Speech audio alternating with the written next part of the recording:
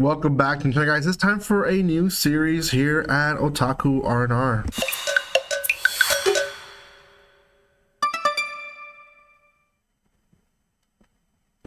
Welcome back to my channel, guys. We're going to be talking about the weekly releases of a manga that came out not so long ago. This is the week of October 16 through the 22nd. I prepared this one a week ago.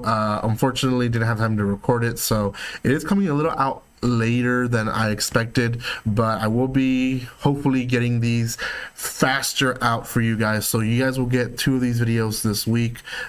So you get the second to last week of October and last week of October this week, and then obviously the first week of November hasn't really gone through yet, so you'll see that one probably either later this week or early next week. So we're going to be talking about all the different series that release and that we have the numbers that they're selling and how many of them were sold.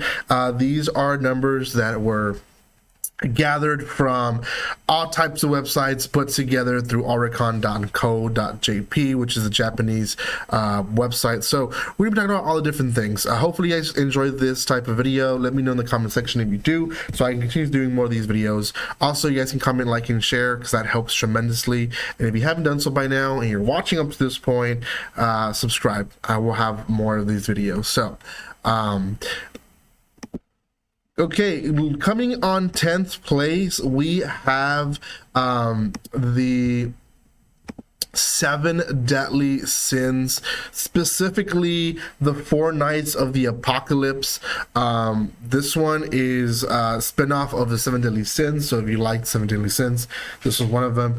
This is a summary. Percival has always lived with his grandfather on God's finger, a remote haven that sits high above the clouds, and though he loves a simple life, he secretly longs for adventure.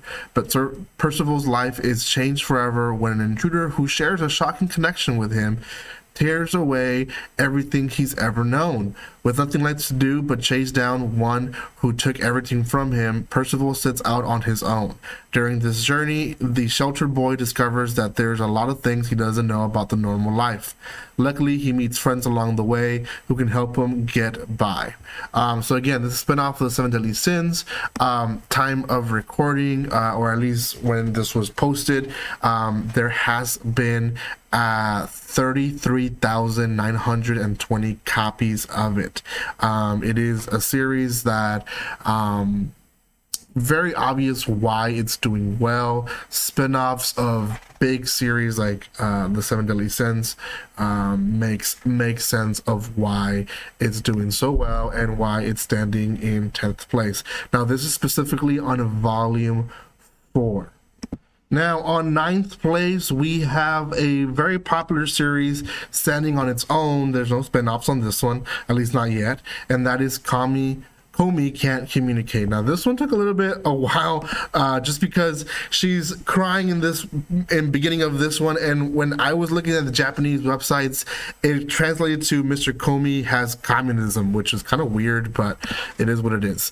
Again, this is specifically on volume 31, so quite a bit of volumes. I think the American English version only has 29 right now released. So, summary: socially anxious high school student Shoko Komi's greatest dream is to make some friends, but everyone at school mistakes her crippling social anxiety for cool and reserved.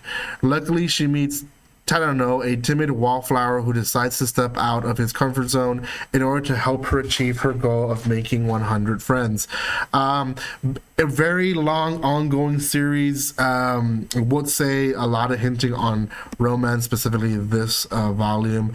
Don't know if this is the last one, to be honest. It could be why it is doing so well, but Komi Can't Communicate, ever since it came out, it has done well. In 9th place with 40,149 copies.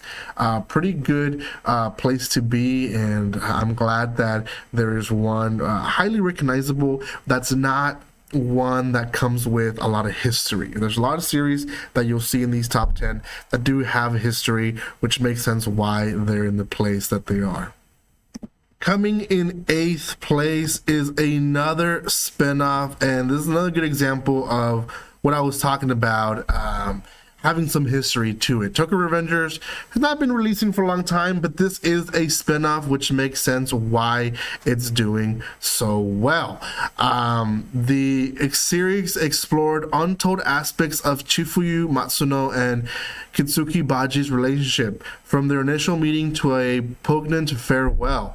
Following the death of Baji in a clash with Valhalla, Vice Captain Matsuno grapples with the loss until he receives a letter from Baji, shedding light on their past. The spin-off manga so far has 3 volumes with 19 chapters, and a 4th one coming here in the US. But as of Japan, they do have the 4th volume, which is this one right here that you're seeing here on screen, which is really much why it's doing so well. It's Tokyo Revengers. People are loving it. The series, I believe, is still releasing the current season, so it is standing at 44,849 copies sold on that week, which is really well. It's doing well. It's a spinoff. It makes sense why it's on the list. People enjoy the series, and it's very much well known. Now, one that doesn't have a lot of history, another one, which is coming pretty high in the list, is going to be In the Clear Moonlight Dusk. Now, there's another one that took me a little while because the literal Japanese translation is Evening Moon of Uwashi, but the American version, for those who are looking for it, is called In the Clear Moonlight Dusk. It is being released by Kodansha here in the US. It says, Takiguchi has long legs, a deep voice, and a handsome face. In other words, Yoi is such a good-looking guy that most people don't notice or care that she is, in fact, a girl. Indeed, she's had the nickname Prince for as long as she can remember. That is until she met Ichimura Senpai, the only person who really seemed to see her for herself. To her surprise, she's not sure how to handle this new relationship, especially when her new found friend is a prince himself. And a guy prince at that.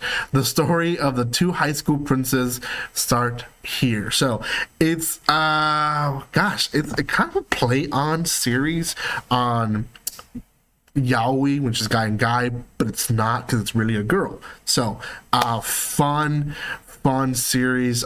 This one is doing well as well in Japan, standing at 46,176 copies. Has the smallest gap from we've seen so far between places, but doing well. New series. I think this is probably it's not the last one, but one that is probably not known so well here in the US. It's going to be this one. Out of everything that we're going to talk about, I'm going to say this one's probably the one that less people will know about.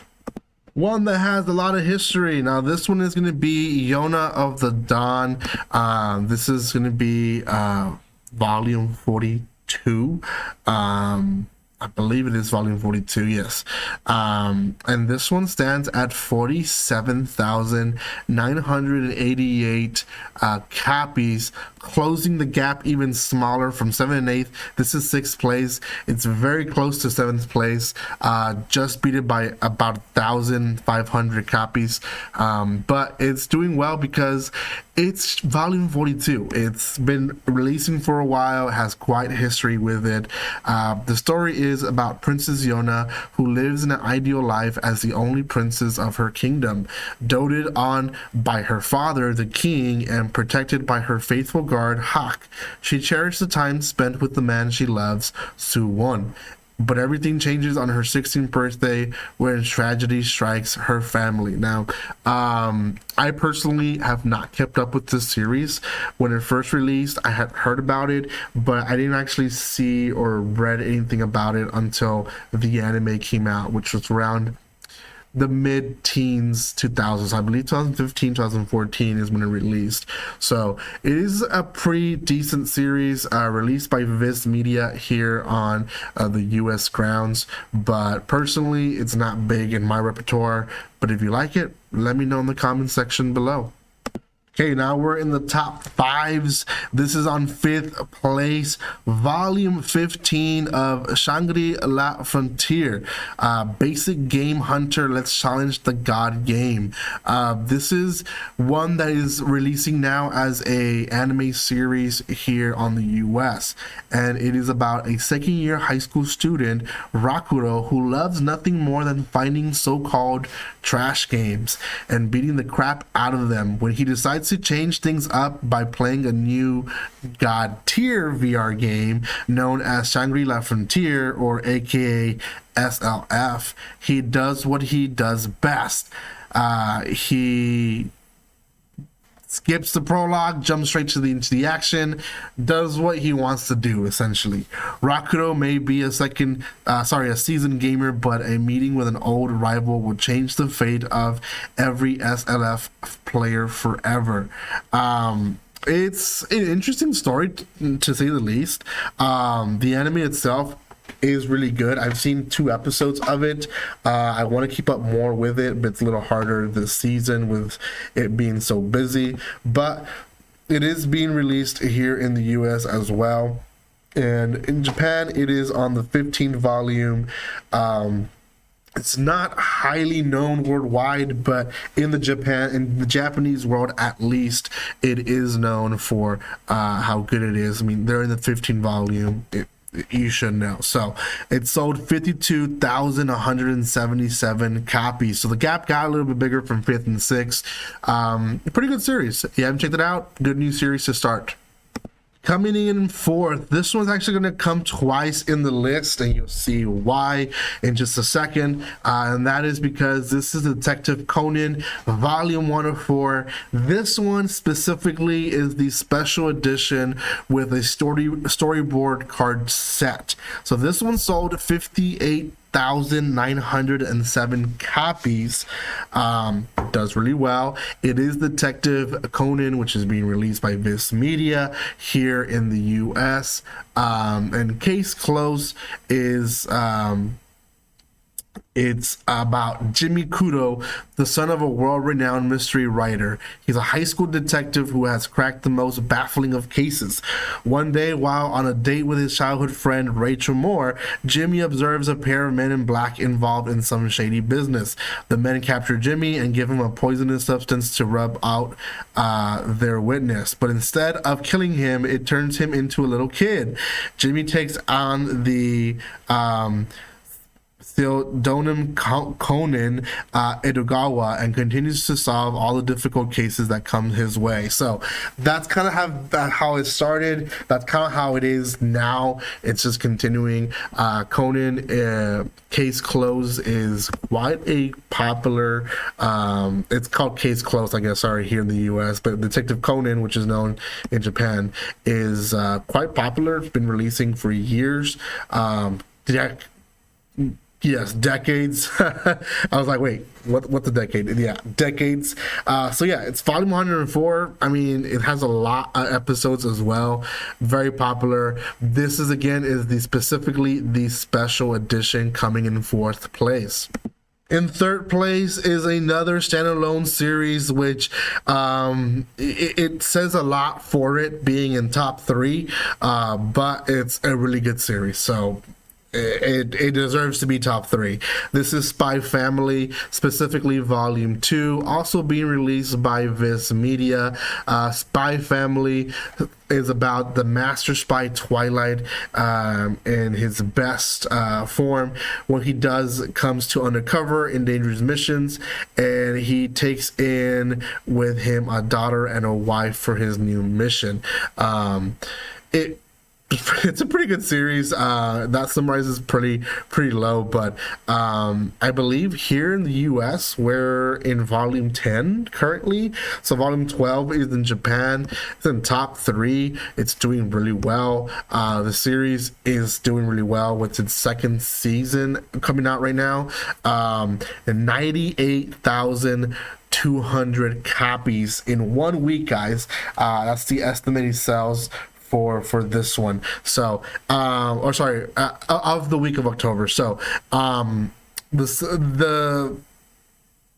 fact that it's that high, it's really well. It is going down in the list, so it is in 3rd spot, but still it's done well. So we are coming down to the last 2, so let's see what we have left. Coming in 2nd place, right next to Spy Family, another one standalone series that's done well for years. Released in the month of October 2023 with 104,644 copies sold up to date. Jujutsu Kaisen Volume 24. Now, I just reacted to Jujutsu Kaisen episode 39, so really good episode. It's about in a world where cursed spirits feed on unsuspecting humans, fragments of the legendary and feared demon Sukuna were lost and scattered about.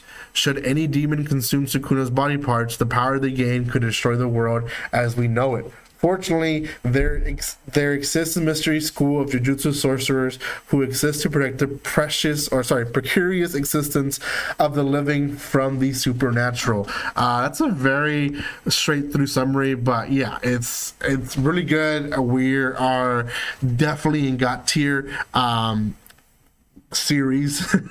Man, this volume I haven't read up to this point, so I don't know who this character is, but I see an angel, so to me it sounds like they're gonna add angels on top of what we have demons already. So pretty exciting to see that, to see how they're gonna play with that. So this is volume 24. And last but not least, Case Closed Again, volume 4. Now I was very specific on the other one. This one again, very specific. This is on just the actual volume, no special edition. It has 167,706 copies sold. Should just tell you why it's doing so well. Very popular series in Japan, not as much here in the US, to be honest, but it is a loved overseas. So really good series when it comes to mystery stuff. So shows why is doing well. Now, those are the top 10 manga selling in Japan, guys. Let me know in the comment section, do you like this video? Should I do light novels as well, or just manga? Let me know. I'm gonna try my best to release one a week for you guys, but I do realize some weeks will be busier than others, so we'll just have to see. For now, thank you so much for watching this. If you haven't done so, subscribe. Let me know what you guys think about all these releases in the comment section below. And guys, like always, don't be strangers. See you guys.